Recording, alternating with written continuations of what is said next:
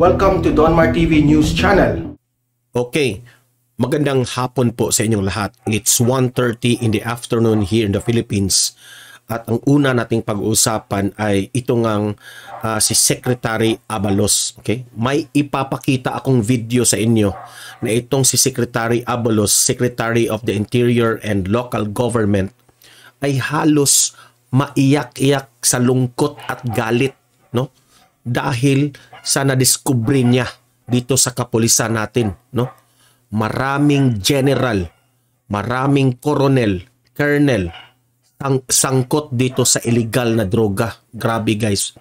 This is very insult sa ating kababayan, mamamayang Pilipino, na we trust this mga kapulisan nating mga high-ranking officials na mga police, pero sangkot pala dito sa illegal na droga. No? Nakakalungkot ito. Kaya nga may ipapakita ako na isang event na itong si Secretary Abalos ay nagsalita, halos maiyak sa lungkot at galit sa kanyang nadiskubre tungkol nga dito. Okay? Pero bago natin yan ipapakita yung video na yan, importante na i-like at i-share itong video natin sa Facebook at YouTube para kakalat ito sa taong bayan. Okay? Sabay-sabay tayong mag-like and share. 1, 2, 3, go! Thank you very much. And also guys, please consider na i-subscribe at i-follow ang Donmar TV sa Facebook at sa YouTube para lagi kayong updated sa mga balita na kagaya nito. Okay? Sabay-sabay tayong mag-follow and subscribe. 1, 2, 3, go! Thank you very much. Ito nga si Secretary Abalos. Okay? Ipapakita ko sa inyo itong video na ito. Sabay-sabay tayong mag-react. Sabay-sabay tayong mag-comment dito sa speech ni Secretary Abalos.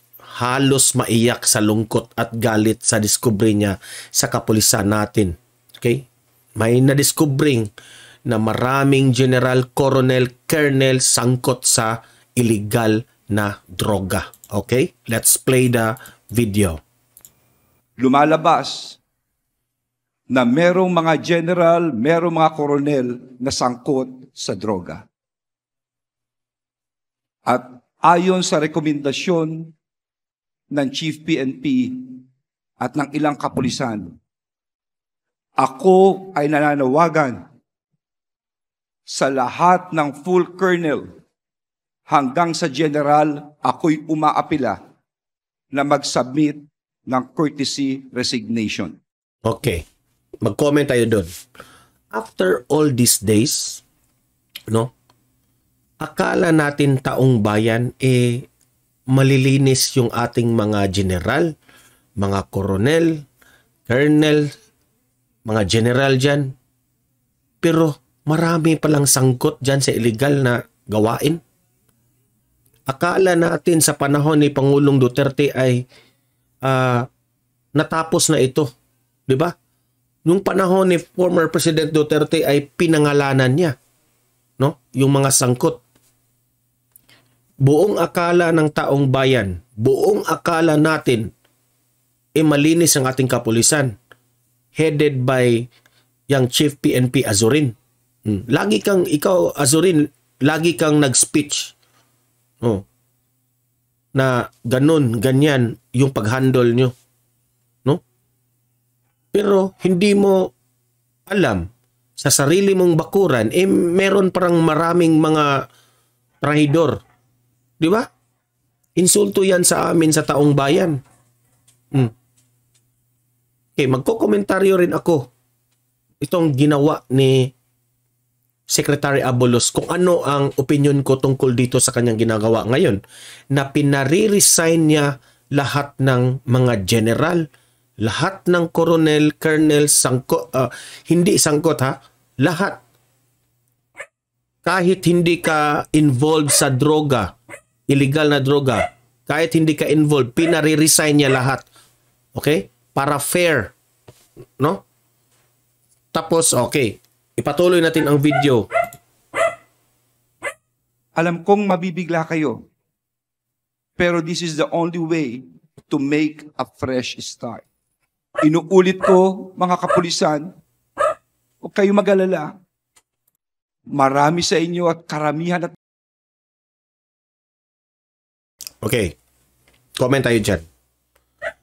Sabi niya, fresh start, di ba?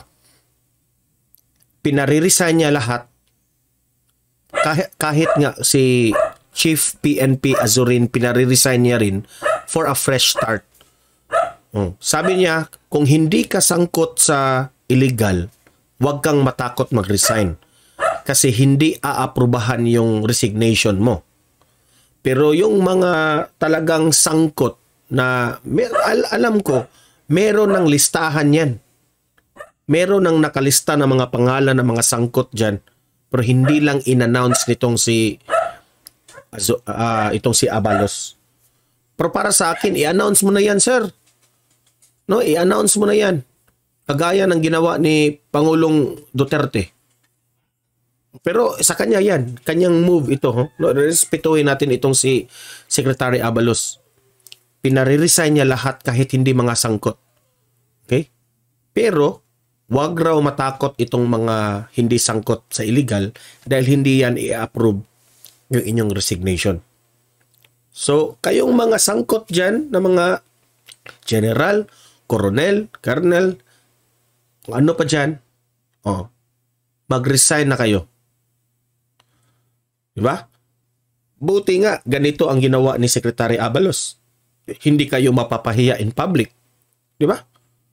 Grabe naman kayo. Grabe. I hope naman, Secretary Abalos, pagkatapos ng, alam kong meron kayong lista sa mga sangkot dyan, kasuhan nyo after mag-resign. Diba? Unfair yan sa aming taong bayan. Okay? Continue the video. It's just ilan lang ito. Please be with me. Halos maiyak-iyak, diba? Okay, kung tatanungin nyo ako, tama ba na halos maiyak siya? Sir, dapat ikaw DILG ka, sir. Huwag kang padala ng iyak-iyak, sir. Dapat matapang ka. Okay? Kasi sa mga klaseng taong ganyan, no, na high-ranking official na sangkot dito, dapat ikamay na bakal. Kung ako, sir, I'm Secretary Abalos, I appreciate what you did right now, no, sa ating kapulisan. Pero sir, the fact sa iyong body language na para kang maiyak, medyo, sir, nagpapakita ka na medyo weak tayo. Huwag ganyan, sir. Strong tayo, no? Ito, encouragement lang ito sa akin, okay? Hindi naman ako nagmamagaling dito. Suggestion lang ito. Dahil magpapakita ka na iiyak-iyak ka, weak ka, itong mga sangkot sa droga na mga high-ranking official, lalo itong gumagana, Hindi na sila matatakot sa iyo. Di ba? Yun lang, opinion ko lang yan. Me in this fight. Yan ang sinumpaan natin sa ating batas. Pero in fairness to this Secretary Abalos, no? Grabe ang kanyang integrity. Grabe ang kanyang puso, malinis, ang kanyang honesty. I salute you, sir, for that. When we took our oath of office as public officials in accordance with the Constitution. Linawin ko lang po, lahat po ng colonel... So ito na yung part na pwede nang mag-question ang media after his speech. Ipinakita lang natin yung mga highlights, ha? Lahat ng generals, even though not involved, pinagsusumite niyo po ng courtesy resignation? Yes, all full colonel to generals. We are appealing. The word is appeal. I am appealing for them to submit a courtesy resignation. And may I know, Secretary, kung ilan... So ikaw naman na high-ranking official na sangkot ka sa illegal, mahiya-hiya naman kayo. Mag-resign ka na. Ilan po ba talaga yung sangkot po na general and colonel? Ikaw naman na hindi ka sangkot, no? Na medyo naalanganin ka lang, mag-resign ka rin. Huwag kang matakot kasi merong intelligence yan. Alam niya lahat kung sino yung resignation na ayaw tanggapin. Yung mga malinis dyan. Dito sa illegal drugs po na hindi ko lang ho pwedeng masabi ngayon. We've got We've got a list, no? And for us, this is upon the recommendation, of course, of our Chief PNP and other hierarchy of the Philippine National Police. This is the only way to cleanse the ranks. Thank you, Secretary. Salamat po. Na mabilis, no? To cleanse it na mabilis. Mr. Patrick De Jesus of PDB Board. Yes, Patrick. So, ang kanyang strategy rin naman is okay rin naman, no? Pinare-resign lahat. Para hindi obvious. Yung panahon ni Pangulong Duterte, talagang target ka. Kung nakalagay yung pangalan nyo dyan, di sangkot ka, i-announce ka in public. Morning po, Secretary. Linawin ko lang po ulit. Ano po yung magiging purpose po ng bubuing komite po? Sino-sino po yung magko-compose po rito? Okay, the committee will be the one to go through the records. No, ito yung importante ha. Mag-create raw sila ng committee at yun ang grupo na go at check sa records sino yung mga sangkot, sino yung hindi. Okay? Importante ito kasi itong committee na ito, no? Pwede rin itong ma-influensyahan. Di ba? Dapat hindi ito i-announce sino itong mga committee na ito. Dahil pwede itong maging bias rin eh. Kung sino talaga ang involved dito o hindi. I mean, you've heard Senator Bato. Grabe guys, ganito nakalala yung problema natin sa illegal na mga gawain, mga illegal na drugs guys.